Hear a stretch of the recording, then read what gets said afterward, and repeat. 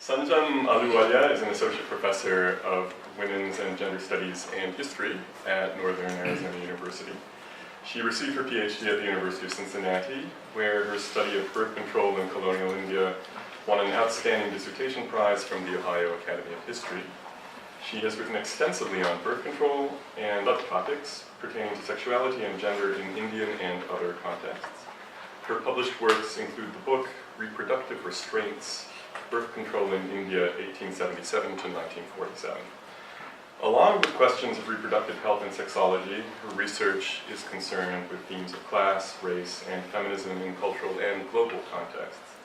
Today's discussion is convened around her paper, Truth of Orgasms, Global Governance of Sexuality in Bombay in the 20th Century. Hit it, Sanjam. All right. Thank you so much for that introduction. And again, really without wanting to seem formulaic, I think I would very much want to take the opportunity to acknowledge and thank Veronica and Doug for their amazing effort in bringing all of us here together to work on our project. It's been a sheer luxury to not only have the space to work on our research, but also dialogue and workshop with other people working on sexual science from various locations.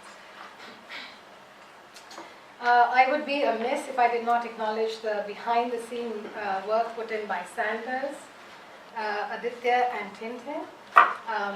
Clearly, they put in a lot of work to make our work go smoothly.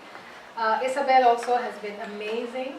She too clearly has put in a lot of effort into this institute, and she actually impressed me the most with her very first introduction. She actually addressed me by my correct name. She said Sanjam rather than Sandra. And I was like, wow. And having been in the US for 2 decades, I'm almost at a point where I expect people to call me that, and I have to stop myself from responding to that. But my thanks to the team that has really pulled off the 7-week tamasha so marvelously. Thank you very much. It has, of course, also been an absolute delight to work with all my fellows who have all been rather indulgent and good-humored about my sometimes simplistic questioning of politics and sex, and at times challenges to the very premise of theirs and our collective project. So, let me just very quickly highlight some of the points that I raised in the paper. We've all read it, so I'm not going to rehearse all the points. What I want to do here is to raise some additional issues that I have been thinking about, both in terms of my own paper and maybe also our larger collective project. Before I begin, let me say I'm technologically completely challenged, so I've resorted to printed material rather than doing a PowerPoint presentation that seems to have become a standard. I am what a colleague of mine would say, I'm a chalk and talk kind of gal, I should say. So what I have here, which I'll just circulate, are copies of Pillai, and also I have a flagged copy of a bound volume of the journal that I've used for my paper, and that can go around as well. And also then, in keeping with most traditions of presentation, I have changed the title of my page, and Doug, I'll send you the revised title. The title now is, as you introduced, Truth of Orgasms, Global Governance of Sexuality from Bombay in the 20th Century. So let me begin by then briefly narrating my own research trajectory about how I came about to working on Pillai. In a way, I came to Pillai through marriage. My father-in-law, Babu, on learning about my project on the history of birth control, actually retrieved 2 brown paper-covered copies of Pillai's book, Birth Control Simplified and Ideal Sex Life, from his personal library. And he had acquired these books just as he got married in the 1940s in India. So after working on different aspects of Pillai's writings and projects for a long time, it was only about 2 years ago that I was finally able to locate a photograph of the man. He's a virtual fugitive, historical fugitive in the archive in some ways. I have printed copies of his pictures, and this was the picture that was published in the 3rd series of journals that Pillai was involved in as an editor, and this is from the Journal of Family Welfare. So he edited 3 volumes, Marriage Hygiene, International Journal of Sexology, and Journal of Family Welfare. There were extended obituaries on Pillai by Indians and some of his non-Indian collaborators. Albert Ellis in the US, Amos Wong from China, sent in obituaries along with those written by Dhanvanti Rama Rao and Abba Vaivadia, who were his feminist collaborators in Bombay. There were also others who sent in brief statements of appreciation and recognition of his life work on reproductive health and sexuality issues. I have used the earlier journal Marriage Hygiene, which was published, as I mentioned, in a paper from, I want to say, very bad with my dates as a historian. I think it's 1934 to 37, or 1935 to 37. And it was when I was doing research on birth control that Leslie Hall at Wellcome Institute told me about the IJS. And at that point, I didn't really do very much with the IJS. I had my blinkers on. This was not what I wanted to work on. But it did register at the back of my head. And over the last 2 years, I've actually returned to examine the IJS more closely.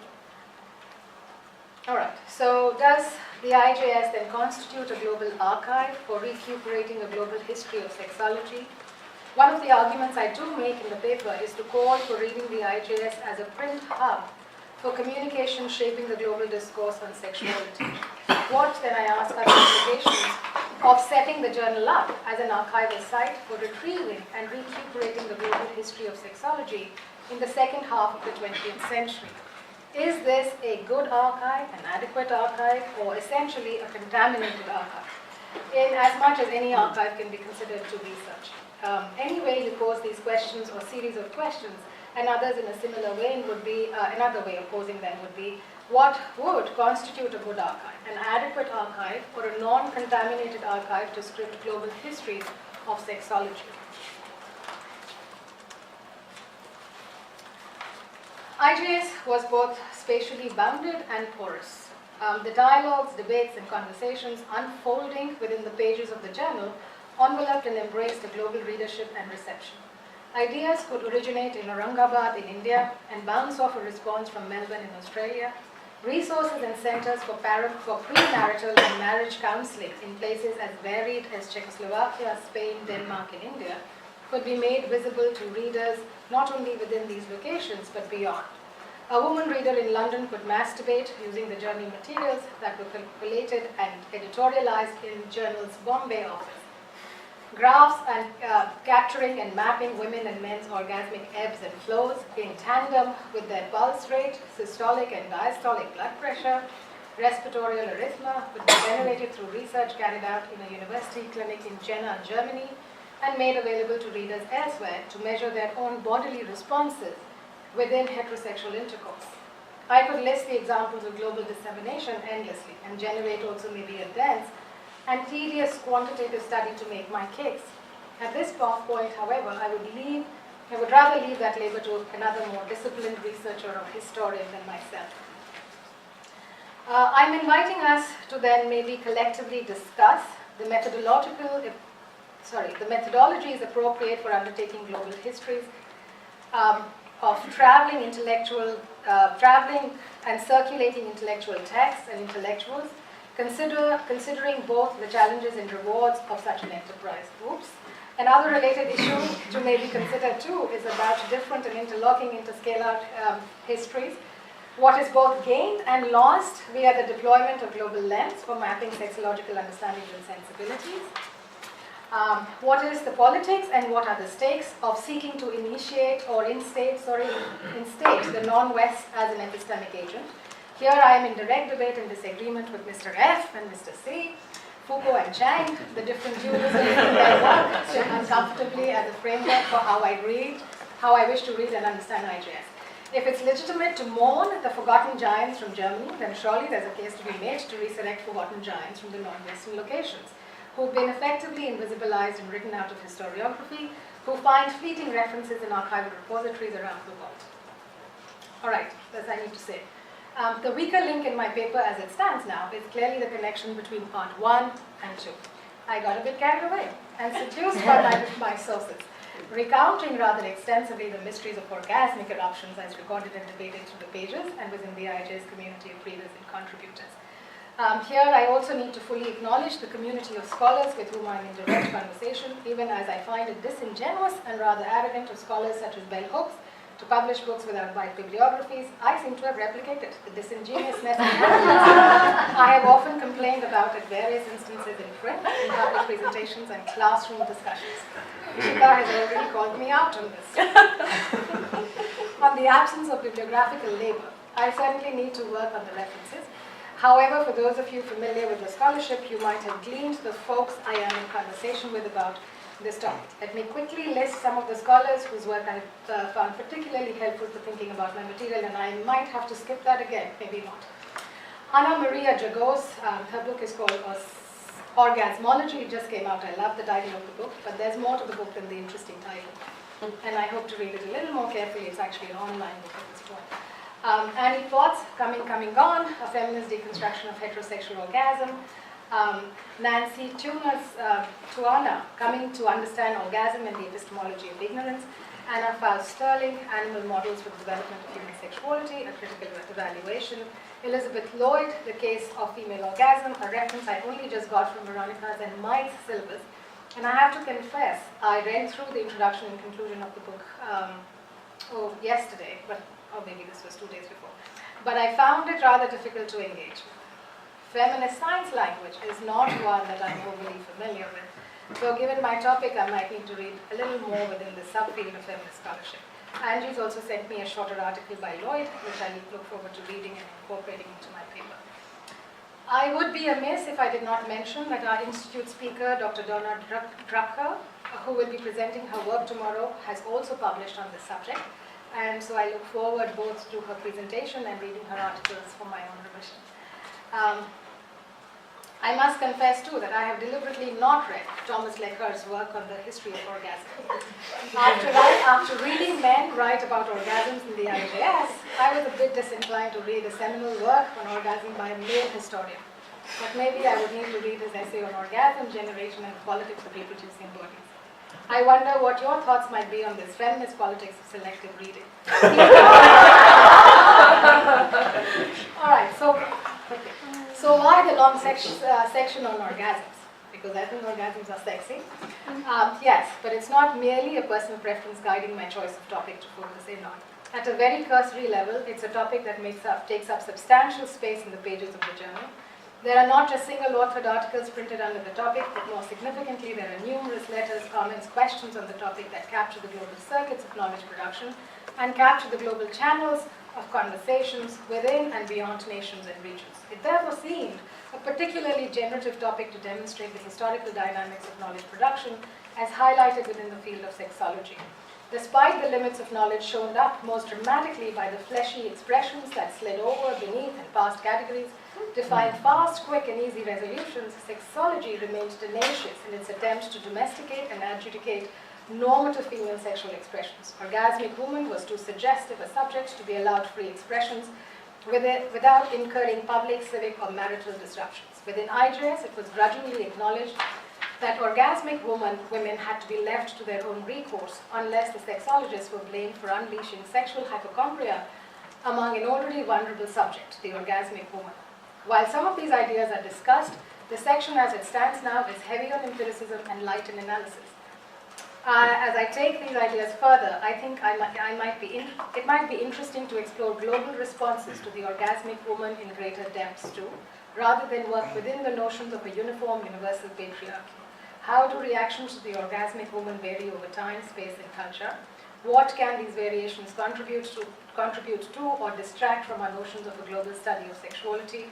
Do comparisons help us better understand these responses, or do we at some point need to return to a more local framework to understand the workings of sexology and sexologists?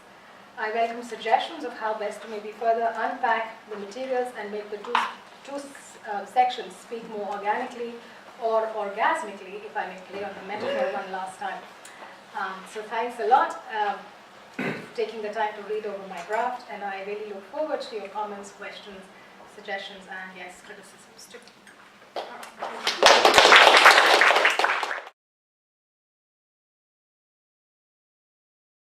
Thank you. First of all, I would like to thank Doug and Veronica for giving me this opportunity to be a discussant over here. And I'm thankful to Sanjam for such a provocative paper. And after having such a fantastic performance that is given by her, I have a very little to say, but I'll just read out whatever my comments have, or whatever my comments are. Sanjam Ahluwalia's paper, that is the truths of orgasm, global governance of sexuality from Bombay in the 20th century. The paper focuses on the knowledge politics of sexual science as a discipline. It appeals for a rethinking of the socio-spatial boundaries within which the modern biopolitics of sexual governmentality came to be situated.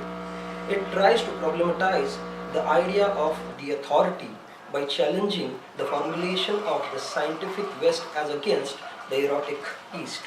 The paper tries to problematize the case of A.P. Pillai, a sexologist from Bombay, and the journal that is the International Journal of Sexology, run by him from 1947 to 1955. In the first section of the paper, Sanjam provokes us to think about the formulations by putting Hamid Dabashi's question, can the non-Europeans think, and Kishore Mahbubani's question, can the Asians think? In my opinion, this paper is an attempt to theorize the politics of absence. What is this absence? Is this absence of a person? To me, it's not just absence of a person, but it's an absence of the official acknowledgement of his contribution in the field of sexuology during his lifetime and even after his lifetime. It is also an absence of the official acknowledgement of the contribution of the journal in creating the scientific sexual knowledge. The paper is also about the failure or the politics of the historians. I'm saying failure of the historians or the politics of the historians in not recognizing this absence. The paper talks about the politics of absence that is crucial in the making and unmaking of an authority in the field of modern scientific sexual knowledge. For Sanjam, this attempt is not a nativist project to recuperate Pillai, but it is an attempt to restore a stake of non-West in the discipline of sexology. The political absence of Pillai and IJS, that is International Journal of Sexology, compelled me to think of a similar formulation put forward by Gopal Guru in the context of practice of social science disciplines in India. In his article, How Egalitarian Are the Social Sciences in India, he uses an analogy, theoretical Brahmins and empirical Shudras. To summarize him, the traditionally inferiors were and are always made visible for their empiric importance, but not for the theorization that they have done or they will be doing or they are doing. Rather, their theoretical contribution is not considered as a contribution at all. In the first section of the paper, Sanjam, with the help of archival sources, tries to trace the various ways in which Pillai and IJS was marginalized and made absent or made invisible by giving examples of opinions of Eugenic Review, the opinions of C.P. Blacker and Dr. Newfield, the publication of Alfred Kinsey's reports on human sexuality, and by referring to the plotting and gossips of the birth controllers.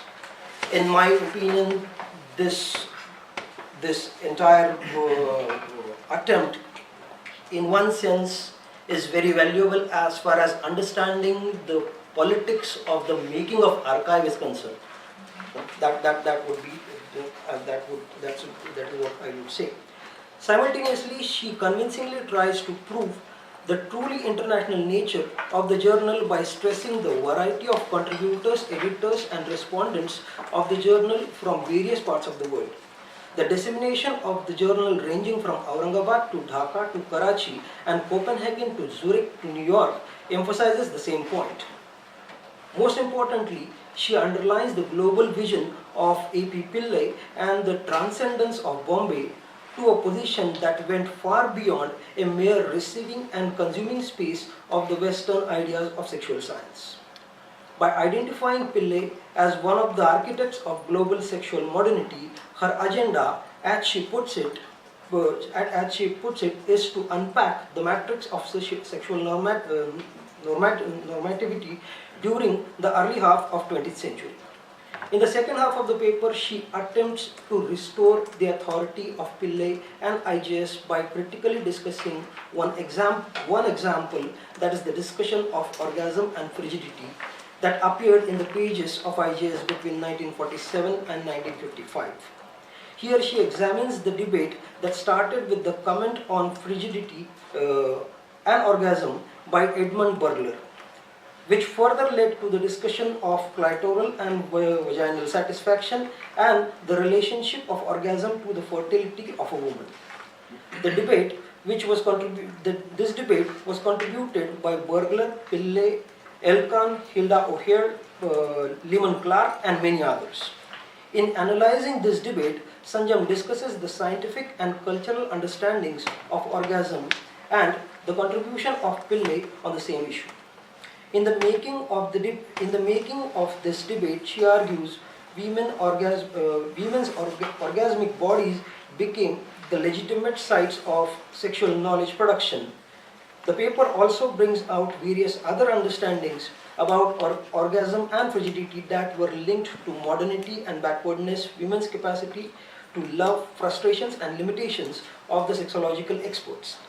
By exploring the orgasm debate, Sanjam's paper tries to understand the making of the discipline of sexology and the crucial role played by Pillai and IJS in the same as the epistemic agents from Bombay. And after this, I think I have a couple of questions. That the first thing that I would like to ask is, when you're talking about Pillai as a global figure and IJS as a global journal, in your paper there is a very little information about what made Pillai global or why Pillai went global. So if you can say something about it or write something about it, that would be beneficial. I also think it would be useful to point out the globality of Bombay, which makes Pillai and IJS possible in the first half of 20th century. Because you are making a claim of Bombay as a site of global governance. In that case, the globality of Bombay or Bombay transcends the limits, Bombay transcends the boundaries. So what are those locations or what are those markers of Bombay transcending the boundaries? In other words, the thing that I am saying is what makes Pillai and IJS possible in the first half of the 20th century in Bombay. Because we have number of such people from Mumbai.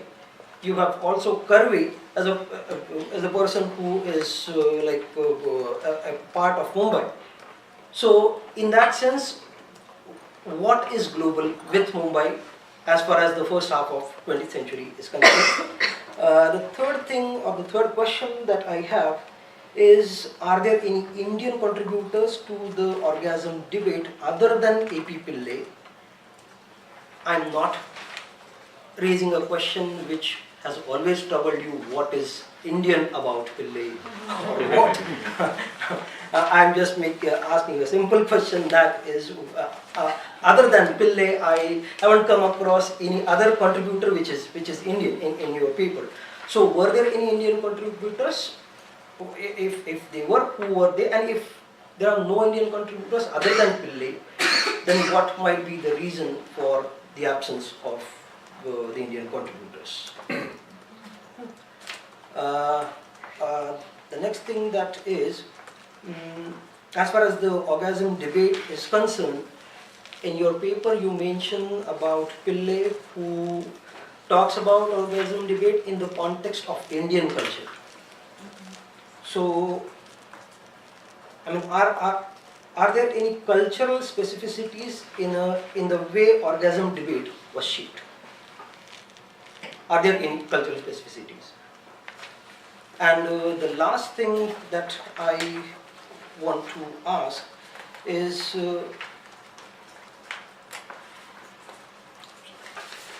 there's a quotation, it's probably a line by Pillai which you are quoting on page number 18, which is Indian women's genitals carry out the work of marking national boundaries. No, that's not Pillai's statement.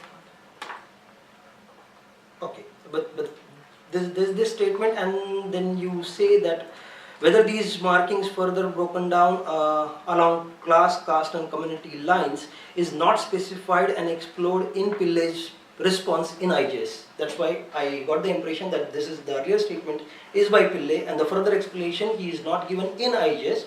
And further you have also said that though he is not giving this explanation in IJS, he has given the explanation of these things in his other publications. So I was just curious, what is he saying as far as marking national boundaries are concerned? That's it.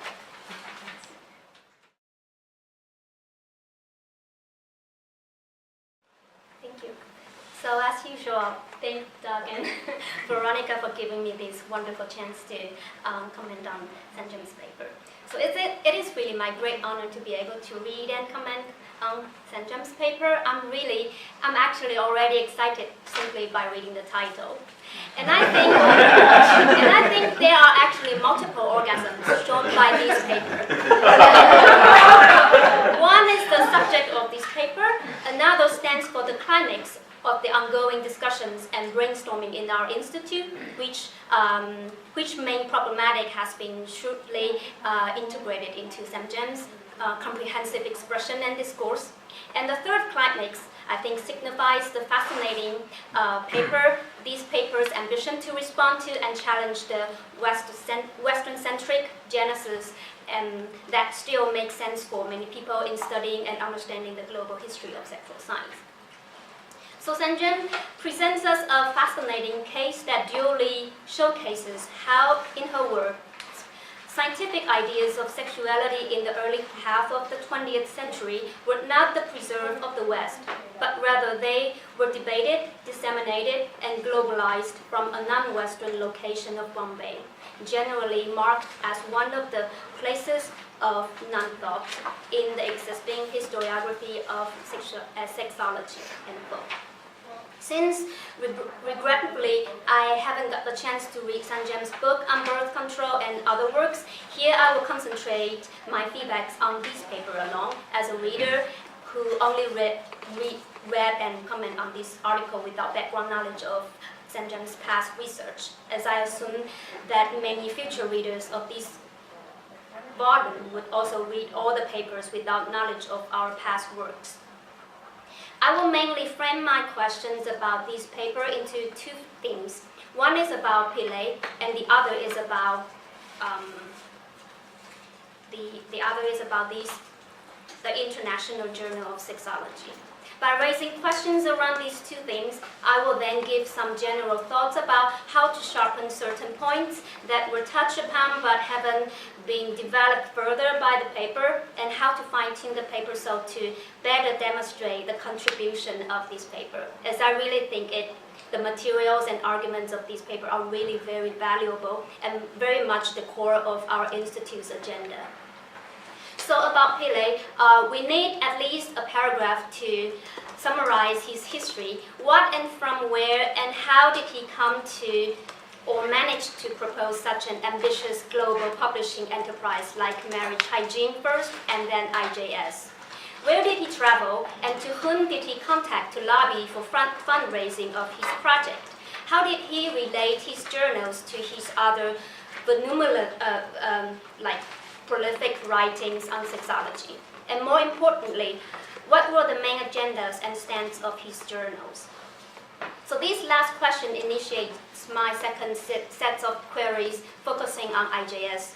While I very much appreciate the close reading of the discussions and debates about female orgasm that Sanjam details for us in this paper, I crave more for information and contextualization of this journal so that I can have a bigger or clearer picture aside from enjoying the juicy bits of the journal. Also, I really think it's crucial to this paper to provide a clearer picture of the structure, organization, and mechanism of this journal, which was for now only vaguely indicated but not explicitly explained in the paper. I believe it's necessary to talk about first the makeup of the editorial board. Since IJS headquartered in Bombay, while having agents or local editors in other countries, how exactly did the journal function? How did contributions come in, and how did editors in different places manage to cooperate and work for each issue? In particular, what was Pillai's role really like? So far, we cannot really grasp the editorial agency Pillai exerted as the managing editor, his power or its limit in terms of editing and leading or allowing the discussions and debates in IJS. What were Pillai's interventions, if there was any, in the discussions or debates on the pages of IJS? As for the formats of the journal, we still don't know the general formats of IJS. For example, like the usual genres and structures of the journal, and I'd like to know more about Pillai's part in it.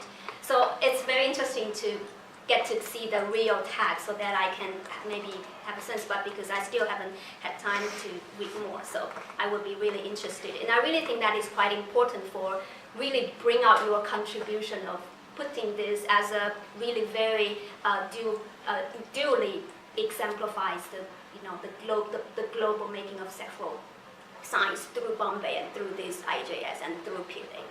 And so was there a regular column in which readers' questions were replied? Who replied the questions? And were these replies again challenged by other readers or contributors?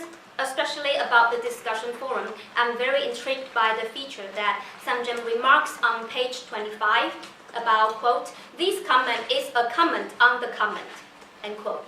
It is almost, for me, like the best example to exhibit the polyphonic expressions and styles that IJS provided to the international readers.